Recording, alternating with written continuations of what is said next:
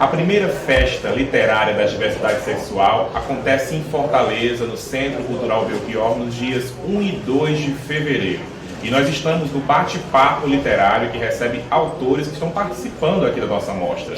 Eu converso agora com a Clarissa Carramilo, que é escritora, também jornalista, e vai apresentar para a gente hoje a obra Cidade Espanto. Bem-vinda, Clarissa. Eu sei que você é de São Luís, já conhece então um pouquinho o sol do Nordeste, foi morar em Amazonas, mas acredito que ainda tenha saudades das praias. Com certeza, né? É um prazer enorme estar aqui, é um prazer enorme estar na orla de Fortaleza, né? E me reconhecer aqui como nordestina, como mulher, como escritora, num evento tão importante como esse. Bom, vamos falar então da obra Cidade Espanto. Você como jornalista representa, né, a obra, o personagem principal é jornalista, um universo que você conhece muito bem, você que não é autobiográfico. Eu queria que você falasse um pouquinho sobre o enredo desse livro, né, e ao mesmo tempo a inspiração dele. Na verdade, esse livro nasceu de uma inquietação, né, que eu tinha quando eu trabalhava como jornalista de um site de notícias lá em São Luís do Maranhão. E eu trabalhei durante 4 anos como redatora e repórter. E eu sentia muita falta da escrita literária, né, porque eu precisava, as matérias precisavam ser mais objetivas, era uma outra forma de escrita.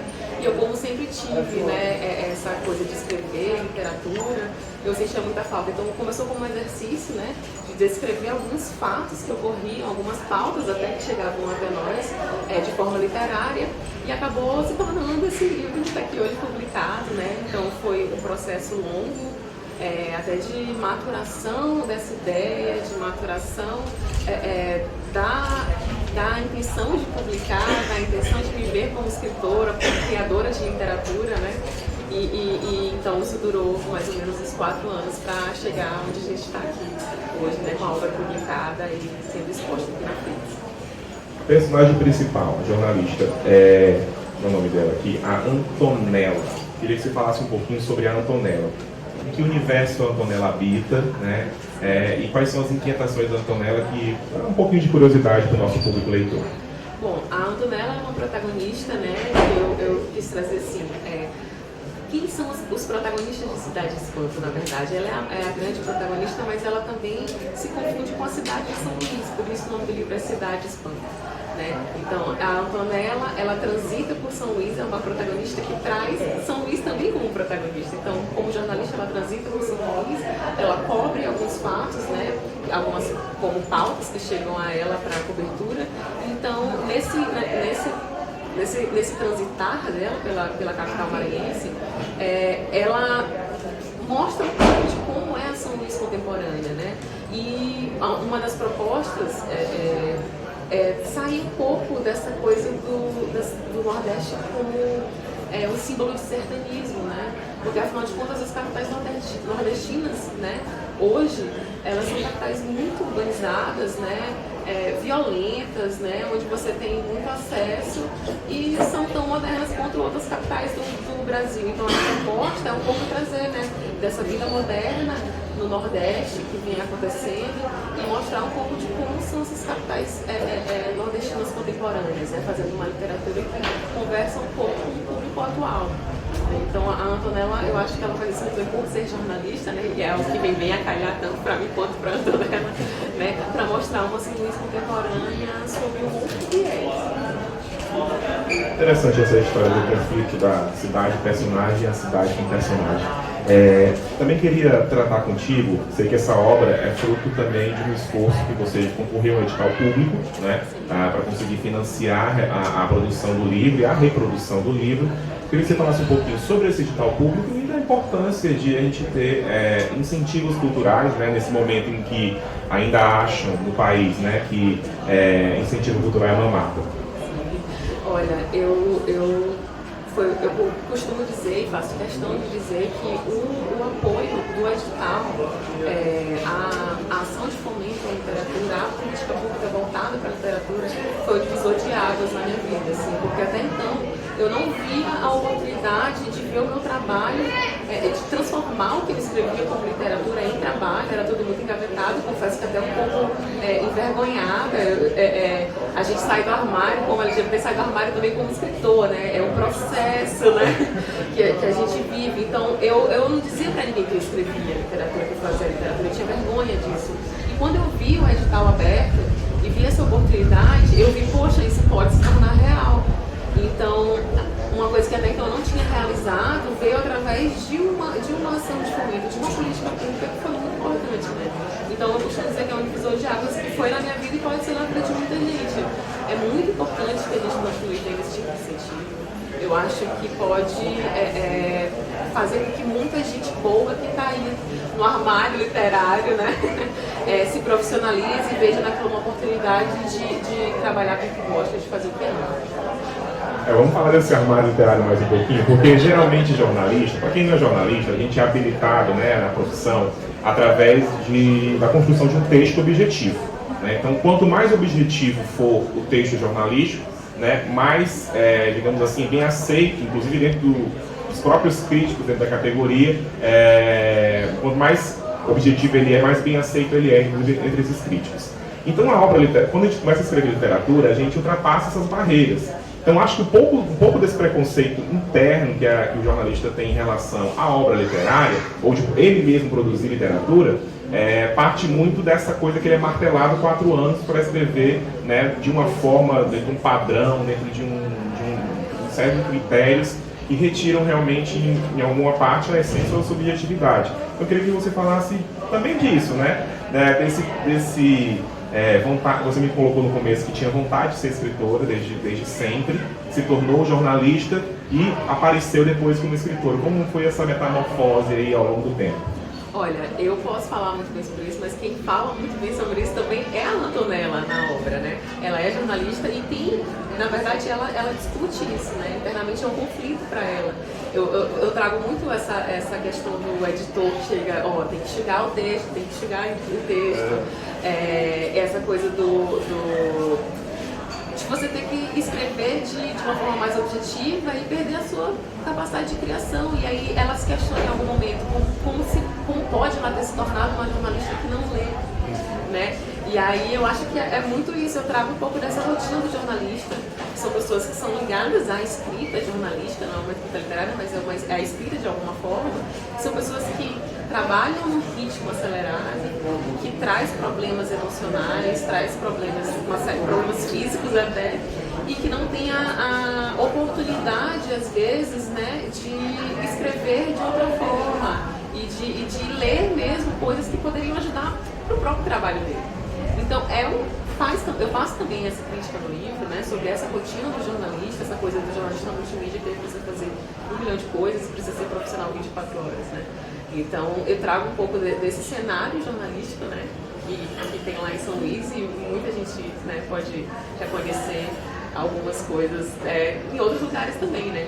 O legal de você escrever uma obra que traz um pouco essa coisa da contemporaneidade é que você vê, eu vi muita gente perguntando se algumas histórias que a Antonella oferecia no livro não ocorreram em outros estados. E eu falei assim, para vocês verem, essas coisas acontecem e cada um tem uma referência diferente de acordo com a sua própria vivência e relaciona isso com alguns fatos que acontecem no seu dia a dia. Então a Antonella fala muito bem sobre isso no livro. É muito interessante, Larissa, porque assim, a gente tem aí também alguns escritores, inclusive desafiando, você fez mestrado, então a gente recortar esse ponto em ciências sociais também, né? Tem muitos escritores, muitos jornalistas e escritores que estão na academia fazendo esse paralelo, né? Tentando debater um pouco essa técnica, que não precisa ser realmente como foi, né, esse padrão americano de jornalismo supostamente objetivo, supostamente apegado aos fatos, resumido e baseado no lead. Tem muita gente falando, para entrar no ponto que eu quero tratar, sobre a subjetividade no jornalismo, ou a possibilidade do jornalismo ser o diferencial que a sociedade precisa para hoje. Num tempo de desinformação, o contexto, o mergulho, aquilo que seria de fato a essência do jornalismo não está hoje contemplado nesse jornalismo declaratório, ou de fatos diversos, ou de hard news, né? Então, essa figura do contexto, esse aprofundamento que a obra pode literária pode oportunizar, está permitindo inclusive jornalistas a escrever sobre subjetividade do jornalismo. Eu queria que você avaliasse comigo esse ponto. Até que ponto, por exemplo, o jornalismo pode se aproximar, né, da literatura, trazer mais, né, embasamento, mais subjetividade e dar mais vida, né, a esses personagens que, na minha avaliação, são muitas vezes mais usados do que explicados. É verdade. É muito complicado, né? Você lidar. Acho que é uma coisa que eu trago a minha vida inteira, né? O conflito entre ficção e realidade, eu acho que é muito presente nas suas formas de escrita. O que eu quero dizer é que esse lance da objetividade e desse compromisso com a realidade mata um pouco o que é da escrita literária, né? Então, muitas vezes, algumas pautas que chegavam pra gente né, a gente está trabalhando em redação, sempre chegam algumas notícias que têm um caráter meio assim, tipo, meu Deus, isso realmente é verdade? As pessoas aumentam, as pessoas inventam, que nem eu falo. O livro brinca um pouco com essa coisa de São Luís, da tradição da oralidade, da história de pescador. Então, quando chegavam as pautas na redação, elas chegavam com um aspecto meio fantástico, meio fantasioso. E aí a gente falava, isso não pode ser verdade, é engraçado. E muitas vezes não eram coisas que eram verdade, mas que poderiam ser ótimas histórias. Né? Não necessariamente eram pautas caídas, hoje, né? Eram pautas que deveriam cair. Eram pautas que poderiam ser bem trabalhadas e que poderiam ser contadas de outra forma. Eu acho que a falta de tempo, essa loucura, essa quantidade de fluxo de informação, essa cobrança acelerada pelo furo, você tem que ser o primeiro a publicar e tudo, mata um pouco mata um pouco, eu acho, que o jornalista como profissional, como ser humano. Você não dá oportunidade para a pessoa criar ali uma matéria que converse de fato com o leitor, né? Eu acredito que a gente que vê esses jornalistas de dados novos, essa coisa que está surgindo agora, qualquer software daqui a um tempo vai conseguir fazer o que o jornalismo objetivo faz, que muitas vezes o jornalista de web é obrigado a fazer. Juntar informações ali no lead, né? E colocar o que, como, quando, onde. O software faz isso. Mas o que é a parte humana da coisa, né? Quem são esses personagens que, na verdade, são reais e que devem ser retratados na sua humanidade, né? Eu acredito, né? Pelo menos é o que eu acredito. Então, eu acho que é um momento delicado para o jornalismo. É um momento em que não é valorizado o profissional que está ali disposto a fazer um trabalho humano e digno. É o profissional que trabalha com máquina, é o profissional que consegue publicar mais matérias, seja ela de que forma for, né? Desde que tenha o que, como, quando, onde, né? E é complicado porque muda um pouco o perfil das redações, né? A gente tem uma história do jornalismo brasileiro na qual grandes nomes, grandes intelectuais saíram das redações, né? Grandes nomes da literatura também. E é muito difícil que você construa esse mesmo perfil se você tem profissionais que não têm oportunidade de estudar, né? Porque a profissão é uma profissão que realmente não permite. Profissionais não têm a oportunidade de ler mais, de estudar mais, de se preparar mais, se formar mais e trabalhar de outra forma. Então, muda o perfil, né? É um perfil que às vezes não está muito preocupado com a crítica, né? Com a opinião bem elaborada, com o pensamento, né? Bem elaborado e assim, as pessoas se tornam máquinas, mas os softwares estão aí para isso. Para onde vai o jornalista, né? Quando esses softwares ficarem cada vez mais modernos, mais sofisticados, sabe? Se a gente for, qual é a parte humana da coisa, sabe? É complicado, eu acho que é algo a se pensar e se estudar bastante durante algum tempo. Pois é, eu acho que o caminho é investigativo e também de contexto, de explicação, realmente, de aprofundamento da realidade. Mas falando em pesquisa, eu queria que você falasse um pouquinho sobre o que você estudou no mestrado, curiosidade nossa e do público. O meu mestrado, na verdade, é uma coisa bem diferente. Quando eu era jornalista, eu trabalhei também um pouco com jornalismo esportivo e a questão de gênero era uma coisa que sempre me inquietava. Então, quando eu saí da graduação, a minha monografia foi sobre jornalismo esportivo e imprensa feminina e no mestrado eu estudei um pouco de como a jogadora de futebol é retratada na imprensa. É uma questão que eu sempre trouxe como reflexão, né, a questão do gênero, a questão da mulher, e ela está um pouco também no livro da Cidade de Espanto, né? Afinal de contas, é uma protagonista, uma mulher LGBT, e todos os capítulos são nomes de mulheres. Então, são várias mulheres em posições em posições de fala, muito fortes de fala, e trazendo elas desde o submundo de São Luís até a elite ali, entendeu? Quem são essas mulheres, esses personagens que formam uma sociedade maranhense, né, que de alguma forma está ali um pouco retratada timidamente na Cidade de Espanto, né? Então, trazer a mulher como autora, né, a gente sabe que, como foi dito aqui na FIS, a maioria dos autores são homens. Trazer a mulher como protagonista, a maioria dos protagonistas são homens. Então o livro compra um pouco com isso, né? Traz essa questão da mulher mesmo, no caso eu como autora, a Antonella como protagonista, e as outras, né, coadjuvantes ali, que de alguma forma também se tornam um pouco protagonistas das suas histórias, né? Que estão ali ligadas a Antonella de alguma forma. Então, eu acho importante que a mulher seja retratada, seja como for, como vilã, como mocinha, de qualquer forma é importante que se tenha, que fale cada vez, que se traga elas cada vez mais pro lugar mais importante de fala, né?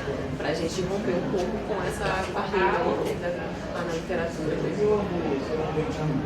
Falando um pouquinho mais sobre essa questão, a gente avalia hoje uma tentativa, inclusive, de mulheres se organizarem em selos femininos de literatura. Exemplo do selo que é coordenado pela professora, filósofa Márcia Tiburi, um selo feminino, acho que é ligado ao Grupo Record, inclusive, a editora Record, e tem um selo feminino agora que trabalha essas questões. Eu queria que a gente pensasse um pouquinho nisso. A gente está falando aqui diretamente, né, de uma feira, de uma festa que trata da diversidade sexual, está falando também de um momento em que as mulheres estão criando selos femininos, está falando também de um momento em que mulheres ativistas de direitos humanos são assassinadas, e vereadores são assassinados por exercer essa liderança nesse sentido. Queria que você avaliasse um pouco o papel da mulher brasileira nesse momento, em que ela é elevada e negada a depender do setor. Também é algo que eu costumo dizer que foi muito importante decisivo para mim, porque, por exemplo, a iniciativa Mulheres se Escrevem foi onde eu encontrei um apoio muito legal. Eu falo aqui no nome da Ceane Melo, que é uma das autoras ligadas a Mulheres que Escrevem lá no Rio. Agora ela está em São Luís, ela é maranhense também. E eu costumo dizer que ela me tirou do armário como escritora. Assim. Foi ela que chegou para mim e falou: olha, fala da tua obra, que é isso, já está publicada.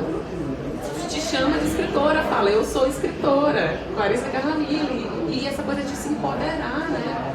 Como mulher escritora. A gente tem muito medo de ser ridicularizado, não só como mulher, mas como artista, né? O artista tem muito medo de chegar e falar assim: olha, eu sou escritora, alguns aí. Tem muita gente que tem medo, acho que pelo menos para quem está começando é um pouco complicado. E aí ela chegou pra mim e falou: olha, eu tô na iniciativa, ela escreve literatura erótica, é uma pessoa completamente empoderada nesse sentido. E ela chegou pra mim e falou: vamos, teu trabalho é bom, acredita nisso, começa a divulgar, começa a falar sobre isso. E eu já com o livro já pra ser impresso.